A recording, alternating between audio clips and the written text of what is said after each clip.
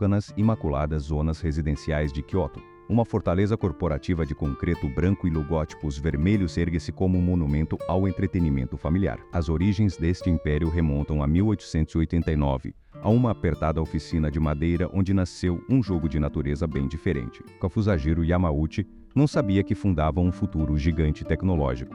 Simplesmente fabricava cartas de jogar. Não eram cartas comuns.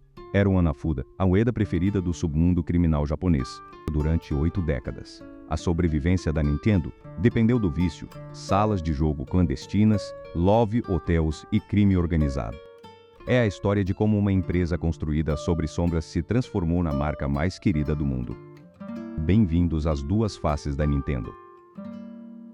Kyoto, 1889. Sob a sombra do Castelo Nijo, Fusajiro Yamauchi ergueu a primeira sede da Nintendo numa oficina de madeira apertada.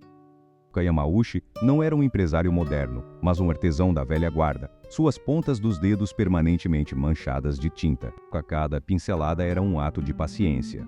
A tinta índigo absorvendo-se lentamente nas fibras de bambu, gota a gota. Assim nasceu o Hanafuda.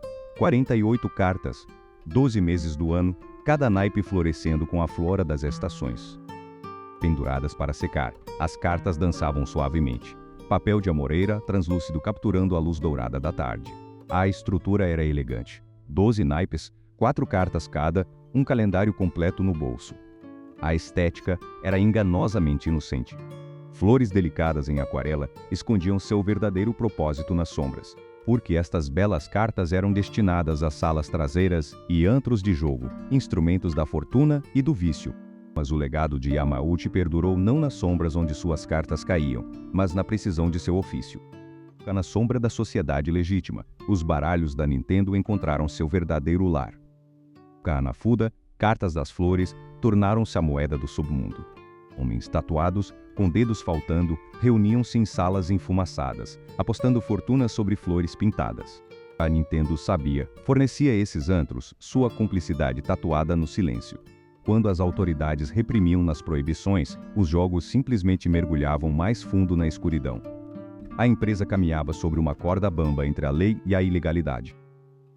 Nos anos 1960, o jogo havia migrado para becos de neon e distritos de hotéis de amor. Famílias criminosas controlavam o fluxo, transformando a arte da Nintendo em instrumentos de dívida e destruição. Os perdedores pagavam em carne, não em ienes, o preço final por uma mão de flores. Mesmo assim, os pedidos não paravam.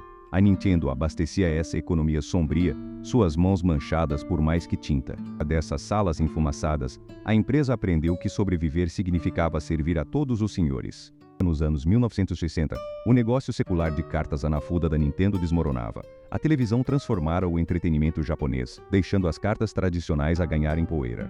Desesperada para sobreviver, a Nintendo virou-se para as margens sombrias do milagre econômico japonês. Love hotels, acomodações discretas de curta estadia, tornaram-se um salva-vidas improvável. A empresa operava estes estabelecimentos numa era de pesado estigma social. Os Love hotels eram apenas frente de uma estratégia desesperada. A Nintendo lançou a frota de táxis Daiya, tentando capturar a mobilidade urbana. Chegaram mesmo a fabricar arroz instantâneo e a tentar dominar o mercado de fast food. Qualquer coisa para manter as luzes acesas. Dentro dos escritórios da Nintendo, o desespero era palpável. Executivos de meia-idade suavam em reuniões de crise, vendo seu legado desmoronar. Era um capítulo humilhante para uma empresa que criara arte para imperadores. A Nintendo tocara o fundo, à beira da falência, sem saber que a salvação viria numa caixa de plástico que jogava. Nos anos 1970, a Nintendo havia se tornado algo completamente diferente. Uma empresa desesperada, atirando ideias no escuro, rezando para que alguma pegasse. Fabricaram aspiradores com controles remotos, máquinas quadradas e beijo que ninguém quis comprar. Arroz instantâneo que cozinhava em minutos. Falhou espetacularmente. A Ultra Hand, um brinquedo de pinça plástica, mal vendeu. A Beam Gun, originalmente projetada para Love Hotels. Sim, realmente. Um fracasso atrás do outro. A empresa afogava-se em estoque morto. Salarymen trabalhavam até tarde, fumando, suando, vendo a empresa sangrar dinheiro. Então vieram os eletrônicos. Circuitos, ferros de solda e algo novo. Tinham armazéns cheios de brinquedos e aparelhos invendidos. A empresa estava às semanas do colapso. Naquela mesma bancada, sob os experimentos falhos, os videogames estavam prestes a nascer. Por 80 anos, a Nintendo negociou papel e tinta, mas os anos 1970 trouxeram um tipo diferente de circuito. Do pincel ao pixel, a metamorfose começava. Numa oficina abarrotada em Kyoto, a transição da madeira ao silício iniciava-se. A Ultra Hand, uma simples pinça de plástico, tornou-se a ponte entre brinquedos físicos e sonhos eletrônicos. Foi o cheiro de solda derretida que sinalizou a verdadeira revolução. Primeiras experiências com circuitos de fliperama surgiram das mesmas bancadas que antes abrigavam cartas de jogar. O Game Watch tomava forma, cristais líquidos em caixas de plástico, portáteis pela primeira vez. A cada bip e pixel representava o DNA da Nintendo mutando de papel a pixels. E, então, o gabinete de fliperama iluminou-se, transformando a oficina sombria numa catedral de cor elétrica. Das cartas aos circuitos, o dado estava lançado.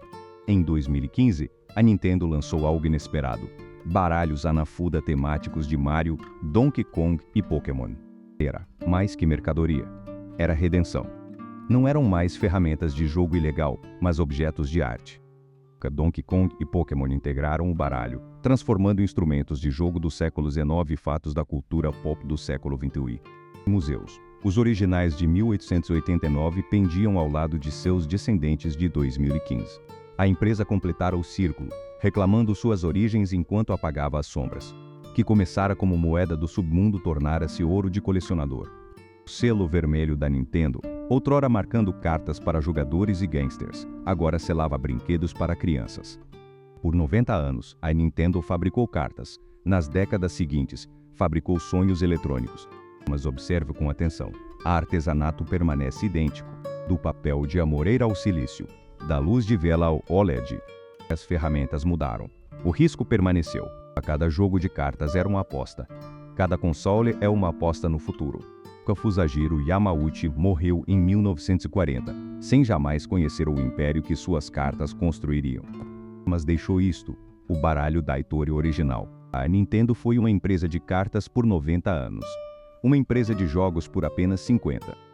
Baralho está sempre sendo embaralhado. O jogo continua.